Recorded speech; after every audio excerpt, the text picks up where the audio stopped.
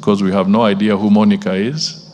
So I would appeal that the member can communicate officially with more details to us so that the ministry can have a starting point in the follow-up process of this other individual. Now, Mr. Speaker, the point I wanted to raise, without in any way casting aspersion as to the innocence or guilt of the individuals that are in this particular question, I just want to state that we have over 1,000 Kenyans incarcerated in different countries for various reasons. Some misdemeanors and some serious offenses that have been committed. It is not our wish that we see these Kenyans languishing in various places. But I would like us to acknowledge that it is important that we engage in a collective campaign as leaders to be able to convey, especially to the young people, because we have a demographic issue here. The young people are the ones who are really traveling, and they constitute 70% of our population.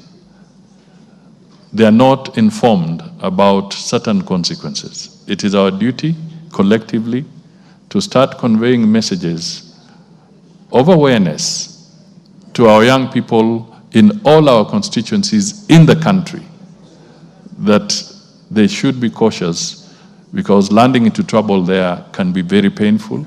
You can be isolated, you can be alone, and by the time somebody discovers you are in trouble somewhere, it may be too late. So this is a message that I would want to appeal through you, Mr. Speaker, so that we advise our young people about that. The second point, Mr. Speaker, is the hard truth that also needs to go out. And the hard truth is this, that Parliament, as they allocate resources, Parliament does not allocate resources for the government of Kenya to continuously bail out Kenyans who have landed into the wrong side of the law in various countries. I think it is important for this to be appreciated, because all resource allocation is done here, and therefore our people should know that as much as it's a constitutional obligation to safeguard Kenyans, we must also be realistic and tell Kenyans that they have to obey the law. Once the wheels are up, the law in play is the law of that country. And even here, in our own country, if somebody is on the wrong side of the law, you face the consequences procedurally.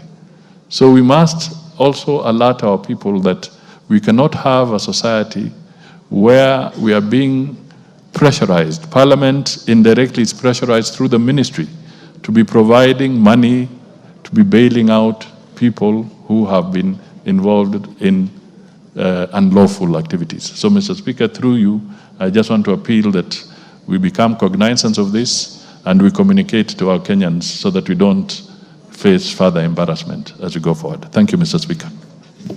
Question 035, 2025, Honorable Cynthia Muge. Yes, Wangela, what is it? Mr. Speaker, thank you, because the Minister of Justice is here. Mr. Speaker, we people in Busia who live along the lake, people in Kisumu County who live along the lake, people from Mutembei who live along the lake, and people of Migori who live along the lake, and that is Lake Victoria, which is a shared resource. Mr. Speaker, our people have severally landed into problems just because they have gone to fish. The boundary is not indicated, but they are arrested by the Ugandans who keep on extorting them. If they don't have that money, they are taken to jails in Uganda, and there is many of them there. when you report to the Ministry of Foreign Affairs, it has really done little. That we go even further as a people to go and raise money to help these people. But they have not intervened as a government that this is a shared resource by our people crossing to come and do fishing, and fish are bred in Kenya. They only cross into deeper seas, they are arrested. What is the ministry doing to ensure now they show us or they demarcate, because they had started demarcating the boundaries. And I think at that time, Honorable Speaker, you were the Minister for Foreign Affairs at that time when they were trying to demarcate, but it stopped somewhere.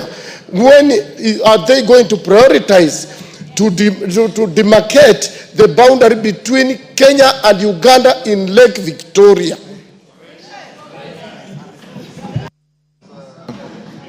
Yes. Thank you, Mr. Speaker. I just want to say that this process is ongoing. The issue of the demarcation, because we have a department, the Kibo